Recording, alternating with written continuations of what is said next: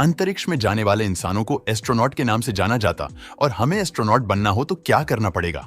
अगर आपको नहीं पता है तो हम आपको इस वीडियो में पूरी जानकारी देते हैं। एस्ट्रोनॉट को 2 या 3 सालों की कड़ी ट्रेनिंग के बाद उन्हें धरती से लाखों किलोमीटर दूर अंतरिक्ष में भेजा जाता है और ये पता लगाने के लिए कि हमारे सौर मंडल में क्या चल रहा है। ये कहानी तब शुरू होती है जब आप अपनी स्कूल शिक्षा में सेकेंडरी या मैट्रिक लेवल पर होते हैं। जब आप अपनी स्कूल शिक्षा को पूरी करके कॉलेज डिग्री के लिए जाते हो, तब आपको वहां किसी भी प्रकार की एक विज्ञान बैचलर डिग्री की जरूरत होती है। वो डिग्री आपके किसी भी मनपसंद सब्जेक्ट में हो सकती है, फिर वो चाहे इलेक्ट्रॉनिक की हो या ऑर्गेनिक केमिस्ट्री हो।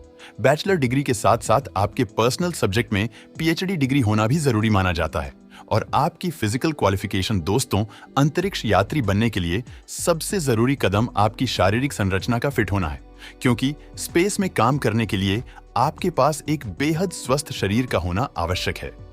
आपका बाहरी शरीर कहीं से भी फ्रैक्चर यानी कि क्षतिग्रस्त नहीं होना चाहिए और आपके चयन के लिए कुछ विशेष मापदंड की भी डिमांड होती है। उसमें सबसे पहले आपकी हाइट 5 फीट और 2 इंच से 6 फीट 2 इंच के बीच होनी चाहिए और आपकी उम्र 26 साल से 46 साल के बीच होनी चाहिए। सबसे जरूरी यह है कि आपको स्विमिंग अच्छी तरह से आनी चाहिए, क्योंकि स्पेस में जीरो ग्रेविटी के माहौल में एस्ट्रोनॉट को अपने आप को मेंटेन करने में उसका स्विमिंग एक्सपीरियंस काफी हद तक मददगार है और आपको अंग्रेजी भाषा का पूर्ण ज्ञान होना चाहिए। यहां तक कि आपको एक अंतरिक्ष यात्री बनने के लिए आपके पास यूएस की नागरिकता होना भी जरूरी है। चाहे आप दोहरी नागरिकता वाले भी हो सकते हैं, यानी कि आप भारत की नागरिकता के साथ साथ अमेरिका की नागरिकता भी रख सकते हैं। इन सब के बावजूद भी अगर आप यूएस की नागरिकता नहीं ले सकते हैं तो भी आपके पास एक मौका होता है अंतरिक्ष यात्री बनने के लिए। अगर दोनों की देशों की गवर्नमेंट एक एग्रीमेंट पेपर पर यह मानने को तैयार हो जाए कि इसी देश का उम्मीदवार है। यहां पर ध्यान देने योग्य बात यह है कि अलग अलग स्पेस एजेंसी अपने एस्ट्रोनॉट उम्मीदवारों के लिए अलग अलग योग्यताएं रखने का दावा करती है, लेकिन आपकी शिक्षा संबंधी योग्यताएं समान रहती है। जब हमने आपको अभी भी योग्यताएं बताई, ये योग्यता तब जरूरी होती है जब आप अंतरिक्ष रिसर्च एजेंसी नासा में दाखिला लेना चाहते हो। दोस्तों, आपकी जानकारी के लिए बता दे कि रशियन स्पेस एजेंसी में अंतरिक्ष यात्री को रोसकोस्मोस के नाम से जाना जाता है। वहीं चीन के स्पेस एजेंसी में अंतरिक्ष यात्री को टेकोनोट के नाम से जाना जाता है।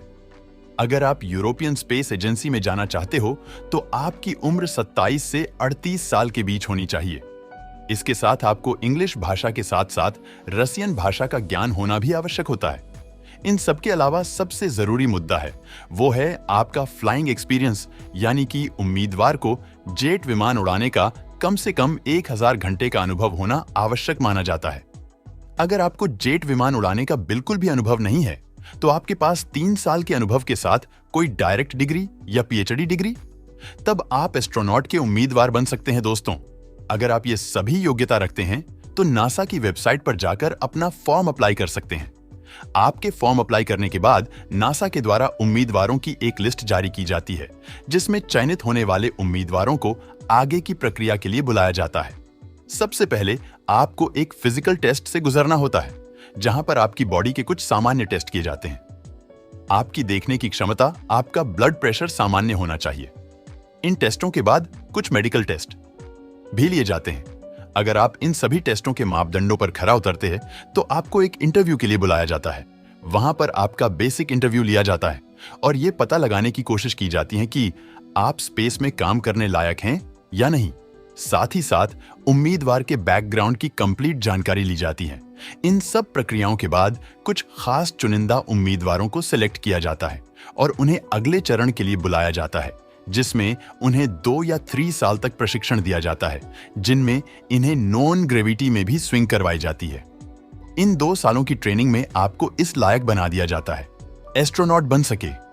इसके बाद आपको फिर से कुछ मानक मानदंडों के आधार पर सिलेक्ट किया जाता है और केवल उन्हीं उम्मीदवारों को एस्ट्रोनॉट बनाया जाता है जो इन सब प्रक्रियाओं में अव्वल रहते हैं। अगर आप इस काम को पूर्ण करने में कामयाब नहीं होते हैं तो आपको नासा में कोई भी अलग योग्य पद दे दिया जाता है। दोस्तों, ये सब कहानी है। एक एस्ट्रोनॉट बनने की आपको वीडियो पसंद आया हो तो लाइक और शेयर करें।